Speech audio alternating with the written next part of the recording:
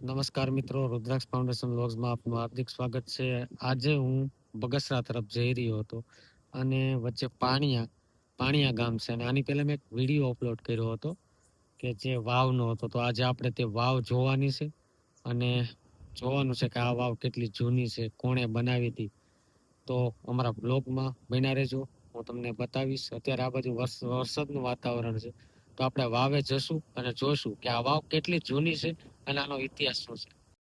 અત્યારે વરસાદના લીધે આ રસ્તો છે તે જે ગારો થઈ ગયો છે અને તો પણ અમે વાવે પહોંચશું. તો વ્લોગમાં બના રહેજો, કેમ કે અમે વિડીયો બનાવવામાં ઘણી મહેનત થતી હોય છે. તો આપણે જાણશું કે આ વાવ કોણે બનાવી હતી, કયા ટાઈમમાં બની હતી. સુંદર મજાની વાવ છે, તો વ્લોગમાં તમે લોકો બના રહેજો.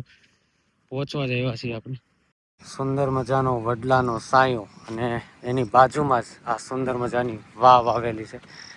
તમે જોઈ શકો છો આ વાવ પહેલાંના રાજા રજવાડા ટાઈમમાં વાવ બનાવવામાં આવતી કે કોઈ વટે માર્ગો અહીંથી નીકળે તો એને પીવાના પાણીની પ્રોબ્લેમ ન પડે અને વચ્ચેના જે બનાવવામાં આવતા એની નીચે એ લોકો શાંતિથી બેસી શકે, તડકો ન લાગે, એના માટે વાવ બનાવવામાં આવતી. તો તમે જોઈ શકો છો સુંદર મજાની આ વાવ છે ને આ ચોખી પણ છે. તમે જોઈ શકો છો. આપણે અંદર પણ જઈએ કે આ વાવ કોણે બનાવી છે, કયા સમયમાં બંધાયેલી છે. અત્યારે પાણી પણ અંદર સારું એવું આવી ગયું છે, તમે જોઈ શકો છો. આ વાવનું નામ ખત્રી વાવ છે. આ વાવનો જીર્ણોદ્ધાર જે આપણે જાળિયાના પટેલ શંભુભાઈ દેવજીભાઈ કરાવ્યો હતો અને કર્યો હતો ગાંધીજી નિર્વાણ દિનના દિવસે 1952માં કરાવેલો હતો. આ સુંદર મજાની વાવ તમે જોઈ શકો છો. જો આવું બાંધકામ અત્યારે હાલમાં હું તો ઘણી વાવ જોઉં છું, આ વાવ એટલી ચોખ્ખી પણ છે. અને આ જે વાવ છે ને એ જે ગાયકવાડ સરકાર ટાઈમની બનેલી હોય મને એવું લાગે છે, કેમ કે આમાં લખેલું આ લિપિ તો સમજાતી નથી કેમ કે વરસાદના લીધે, પણ આ અમરેલી અને સયાજી ગાયકવાડને એવું બધું લખેલું દેખાય છે. એટલે એના સમયમાં જય ગણેશાય નમઃ એવું પણ લખેલું છે. બીજા અક્ષરો સમજાતા નથી. જો તમને કોઈને સમજાય તો કોમેન્ટ કરજો કે આ શું લખેલું છે. અને આ વાવ તમને એટલા માટે બતાવી હતી કે આવો આપણી જે ધરોહર છે તે અત્યારે નાબૂદ થતી જાય છે. તો આપણી આજુબાજુમાં વાવ અને જે આ બધા આપણી જે ધરોહર છે તે નાબૂદ ન થાય એના માટે આપણે એની જાળવણી કરવી જોઈએ. આ સુંદર મજાની કોઈકની વાડીમાં આ વાવ છે એટલે સારી સાચવેલી છે. જો આની આ કે સિટીમાં કે કોઈ ગામમાં હોત તો બધું હતું નહોતું કરી નાખ્યું હોત. આ સુંદર મજાની વાવ તમને કેવી લાગી?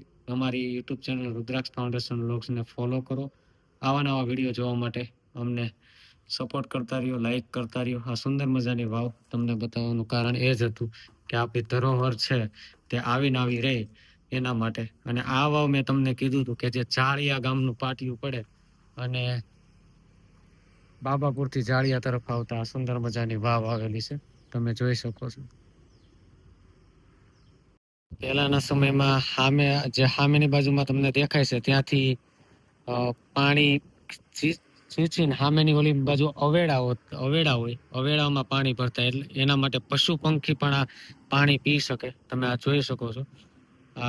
અહીંથી પાણી ખેંચવામાં આવતું કે જે એની ગ્રીલથી, અને પાણી ખેંચી પછી અહીંથી આ રીતના આ અવેડાને એવી રીતના ભરી અને પાણી બધા પી શકતા. આ સુંદર મજાની વાવ છે, તમે જોઈ શકો છો.